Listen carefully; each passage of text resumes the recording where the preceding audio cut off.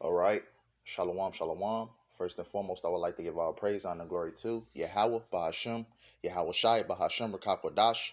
Double honor to the elders and our apostles, the great millstone, taught us this truth. And salutations to the hopeful elect that's around the four corners of the globe. I'm the brother Iowa Lumian from the JMS Chicago branch. Here in Chicago, come back at you with another lesson. And Lord, and I hope it be edifying, to whoever may reach. I'm just basically entitled this lesson, our deliverance, out of America is going to be greater than Egypt. So I'm gonna just jump straight into it. Because what we the first time, the first Exodus, we walked out, the land of Egypt, by crossing the Red Sea. But this time, we're gonna be delivered by the chariots of Yahweh Shem Shai. So this is the book of Exodus 1-7. I'm gonna just jump straight into it. It says, "And the children of Israel were fruitful and increased abundantly, and multiplied and waxed exceedingly, exceeding mighty, and the land was filled with them." It says, "Now there rose up a new king over Egypt, which knew not Joseph." It says, "And he said unto his people, Behold, the people of the children of Israel are more mightier than we. Come on, let us deal wisely with them, lest they multiply and come to pass that when there falleth out any war, they join also unto our enemies and fight against us, and so get them up out of the land." It says, "Therefore did they set over them taskmasters to afflict them with their burdens, and they built for Pharaoh treasure cities, Pithom and Ramses. But the more they afflicted them, the more they multiplied and grew, and they were grieved because of the children of Israel. And the Egyptians made the children of Israel to serve with rigor." Right, this is an exact parallel to what's going on in America right now.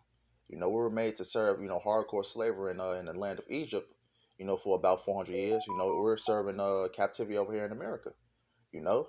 And what happened to Egypt, before we actually, were delivered out of Egypt, through Yahweh Shemel Shai by the hands of Moses. The Lord was plaguing Egypt. The Lord was plaguing that place, with darkness. The Lord turned, that place, the rivers, with rivers of blood. These are the different places that the Lord, sent on the land of Egypt before we were actually delivered. The same thing is happening to America. It's an exact parallel. The Lord is sending plagues upon this place, and after the plagues, the hopeful righteous elect is going to be delivered. But this is an exact parallel to what's going on, here in America. We're suffering with rigor right now. Ultimately, all this is going to lead up to our deliverance. So this is the book of Exodus 14 and 1. Let's read the account. It says, I'm gonna start at 4. This is the book of Exodus 14 and 4. It says, "I will harden Pharaoh's heart, that he shall follow after them, and I will be honored upon Pharaoh and upon all his hosts, that the Egyptians may know that I am the Lord." And they did so. It says, "And it was told the king of Egypt that the people fled, and the heart of Pharaoh and of his servants was turned against the people, and they said, Why have we done this, that we have let Israel go from serving us?" It says, verse 6, it says, "He made ready his chariot and took his people with him." Right, another exact parallel. As the Israelites, were being delivered by Yahweh Shem Yahushua, Pharaoh, refused to let them go. So the Lord basically hardened Pharaoh's heart. Meaning what? Pharaoh had that, that sense of pride. Same thing that's happening to the so-called white man. These elites today. They're not going to give up their kingdom, without a fight. I'm gonna just probably jump into the point. Let's see. I'm gonna just jump into the point.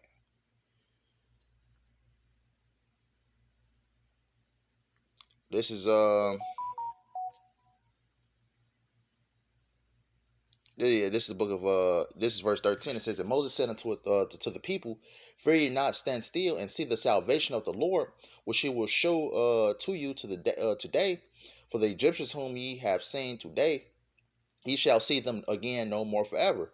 It says, "The Lord shall fight for you, and ye shall hold your peace." All right, we're going to jump into what basically happened in this account. It says, "And the Lord said unto Moses, Wherefore criest thou unto me? Speak unto the children of Israel that they go forward." It says, verse 16, "But lift thou up thy rod and stretch out thy hand over the sea and divide it, and the children of Israel shall go on the dry land through the midst of the sea." It says, and I behold, I will harden the hearts of the Egyptians, and they shall follow them, and I will get me honor upon Pharaoh and upon all his hosts, upon his chariots and upon his horsemen. And the Egyptians shall know that I am the Lord when I have gotten me honor upon Pharaoh, upon his chariots, and upon his horsemen. It says, an angel of Yahweh, which went before the camp of Israel, removed and went behind them, and the pillar of the cloud went from before their face and stood behind them. So basically, Yahweh, used Moses, to basically, to divide the Red Sea, that the Israelites, may cross over. So in our first Exodus, we walked across the Red Sea. You know, the Lord used Moses to divide the Red Sea, and we basically crossed the Red Sea. This is the first Exodus, but you know, our second Exodus is going to be a witness to the whole world, which I'm gonna read in Wisdom of Solomon, the fifth chapter. It says, verse 22. It says, the children of Israel went into the midst of the sea upon the dry ground. The waters were a wall unto them on the right hand and on their left. It says the Egyptians pursued and went in after them into the midst of the sea, even all of Pharaoh's horses and his chariots and his horsemen. It says, and it came to pass that in the morning watch the Lord looked unto the host of the Egyptians through the pillar of fire, and there's a cloud and troubled the host of the Egyptians. Right.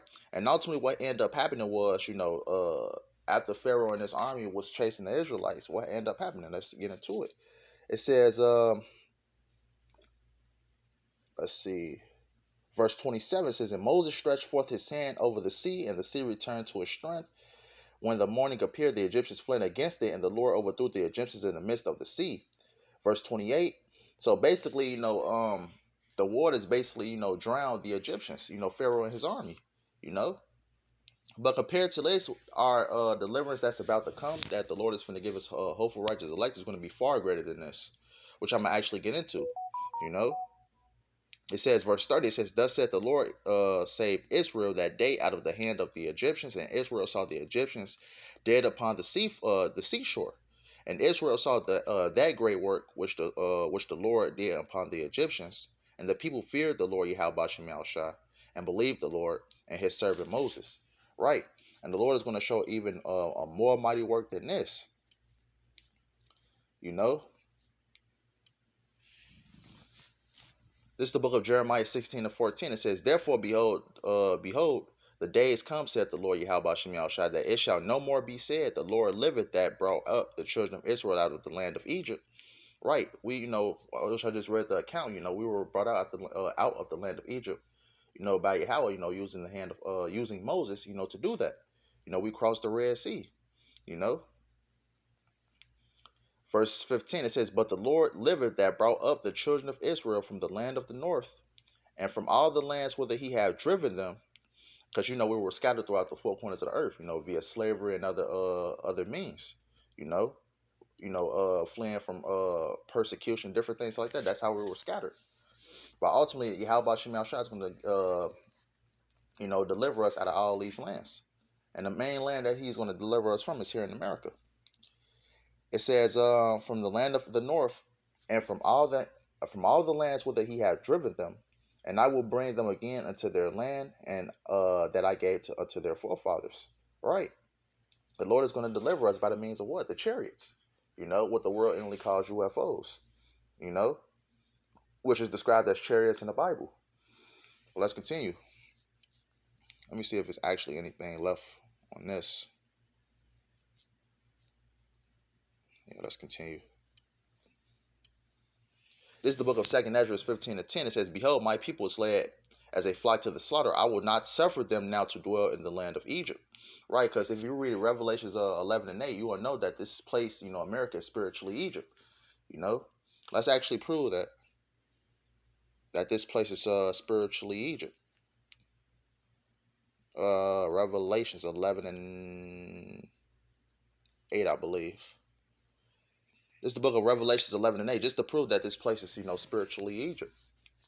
This place is Egypt. This book of Revelation 11 says that and their dead bodies shall lie in the street of the great city, which is spiritually is called Sodom and Egypt, where also our Lord was crucified. All right, why is this place spiritually called Sodom and Egypt? Because what? Just like Egypt, we were enslaved under the hands of Pharaoh, the Egyptians, and the so-called white man, the elites being the spiritual Egyptians today, you know. and us being in captivity here in this land America, which is Babylon the Great, you know. And this place is called Sodom, where just look around you. We got transformers walking around and different things like that. But just to basically prove that this place is, a spiritual Egypt. So I'm gonna read it back at the top. This is the book of Second Esdras 15:10. It says, "Behold, my people is led as a fly to the slaughter, which we are. I will not suffer them now to dwell in the land of Egypt." Right, this being spiritual Egypt, which I read back in Revelations 11:8. Verse 11, it says, "But I will bring them with a mighty hand and a stretched out arm, and smite Egypt with the plagues as before, and will destroy all the land thereof." Right. Just how the Lord has smote just before we actually walked out of Egypt, walked across the Red Sea, the Halbashim Shai smote Egypt with various plagues. Hail, the Lord, smit the Egyptians with I believe it was darkness, frogs, locusts, different plagues that the Lord, smote Egypt with. And the Lord is smiting this place right now with the different plagues, just to know. Because if you believe, I believe it's Romans the 13th chapter, how it says, our salvation is nearer than we believed. The Lord is smiting this place, knowing that smiting this place here in America, knowing that what? That our salvation is nearer than we believed. Lord, I could probably end off with that, but just to basically show you that our salvation is near, because the Lord is smiting this place. The Lord is the dollar's about to crash.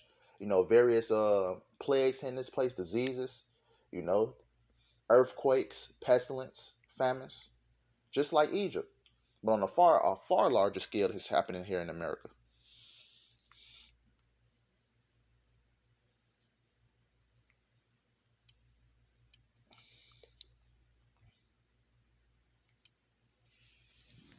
This is the book of Matthew 24:31. It says, "And he shall send his angels with a great sound of a trumpet, and they shall gather together his elect from the four winds from one end of heaven unto the other."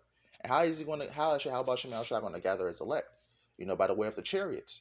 You know, these different various lands that our people were scattered. Our people were scattered throughout all these different lands. Like I said before, through the means of captivity, through the means of persecution. Our people were scattered throughout all these different lands. Among the heathen. Our people might look like the other heathens, but the Lord is going to use the angels, the chariots, to gather his elect, the 144,000 and the one third. Because not all of Israel is going to make it. All of Israel, walked out the land of Egypt, but this time around the elect is going to be the ones to be delivered, you know. But ultimately our salvation is going to be greater, than Egypt. Because what? The Lord is going to destroy this place. We walked out of Egypt, but once we be delivered out of America, America is going to be nothing. You read about it in the book of Revelation. This place is going to be a lake of fire. You know, so our deliverance is going to be great. So let's get this. This is Wisdom of Solomon 5:3. This is the book of Wisdom of Solomon 5:2. It says, "When they see it, they shall be troubled with terrible fear, and shall be amazed at the strangeness of his salvation, so far beyond all that they look for." Right. And how is these other people going to be amazed at the strangeness of our salvation? Because what? They're not going to believe that we're going to be delivered. You so-called Negroes, Latinos, and Native Americans going to be delivered by what? Chariots. You know, so far beyond what they look for. It says, "And they, repenting and groaning for anguish, for spirit shall say with themselves, this was he whom we had sometimes in derision and a proverb of reproach." Because in this society, you so-called Negroes, Latinos, and Native Americans are the bottom of the barrel. You know, a lot of these nations call us, we ain't shit. Different things like that. But we're going to be delivered with a great deliverance. You know, just thus says the Lord. The Lord is going to deliver us, and that as we get delivered, we're going to be changed. I believe that Second Corinthians, I believe the 15th chapter, if I'm not mistaken. You know, right? Our deliverance is going to be great. We walked out the land of Egypt, through the Red Sea, by the hands of Yahweh, using Moses, and we're going to ultimately, be delivered by the chariots, you know. But I want to get one more.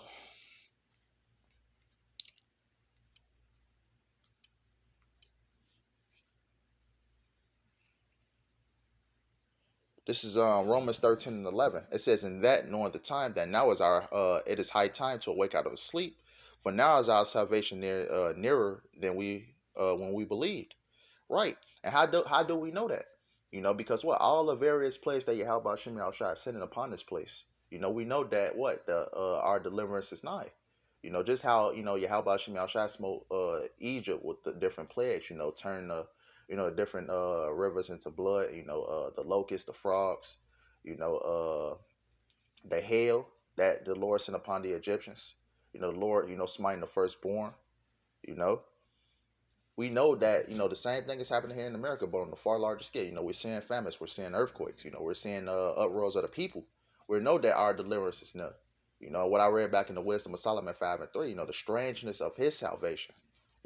So we're going to be delivered very, very soon, and it's going to be on a far larger scale than Egypt. We walked out of Egypt, but we're leaving in chariots. You know, so with that being said, I hope it was edifying. I want to end out by giving all praise and glory to Yahweh, by Hashem Yahweh Shai, by Hashem Rakapadash. Double honors to the elders and our apostles of great millstone taught us this truth. And salutations to the hopeful elect that's around the four corners of the globe. Lord willing, I hope this was edifying, and until next time, Wah Ababa.